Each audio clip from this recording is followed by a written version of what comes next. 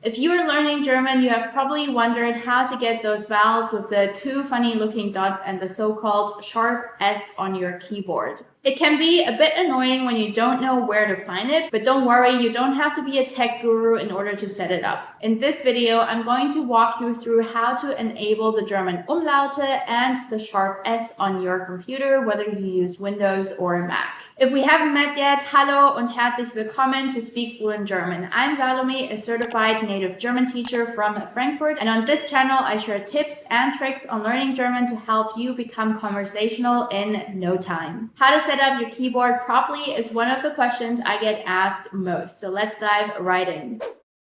Go to your on-screen keyboard and try clicking Ctrl plus Alt. As you can see, there's no umlaute appearing when you click Ctrl plus Alt. Now keep watching to get these umlaute on your keyboard. First, you click More Keyboard Settings at the lower right corner in your screen. You will be redirected to the Language and Region setting. Scroll down up to the Preferred Languages. Click these three dots in the English US and choose Language Options. Then click Add a Keyboard and scroll down and choose United States International. So now we have the US International keyboard. Remove the US keyboard and we're good to go. Now let's check if it works. Go again to your on-screen keyboard, try clicking the Ctrl plus Alt, and there you go. We have the German Umlaute, Ü, Ä, and Ö, and also the sharp S on your keyboard already. You can try typing it out on Depot by clicking Ctrl plus Alt on your keyboard.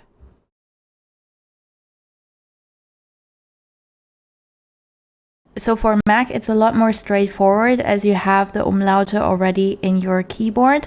In order to activate that or to select the umlaut, you just simply click on the vowel. So for the A umlaut, you would click on A and hold, just like that. And then you see another screen popping up, and for the A umlaut, you would need to click number 4 on your keyboard. And that's how you select the A umlaut. You click or hold A and then you click on 4. Same applies for the other umlaute. So for the O umlaut, you would simply hold O and then click on 2 in order to select the O umlaut. Same for the capital Ö. And the same applies for the U umlaut. You would simply hold U and then click on 2 as well. Just like that. In order to get the sharp S, you would hold S and then click 1 in order to select the sharp S in German. And that's basically it for the MacBook. I hope this was helpful and you're ready to use those umlaute on your keyboard. If you have any other question, whether that's German learning strategies or tutorials, then let me know in the comments below and I might pick your question next for one of my videos. Also, don't forget to subscribe and hit the bell to get notified when I upload my weekly lessons. Das ist alles für heute. Vielen Dank fürs Zuschauen und bis zum nächsten Mal. Tschüss!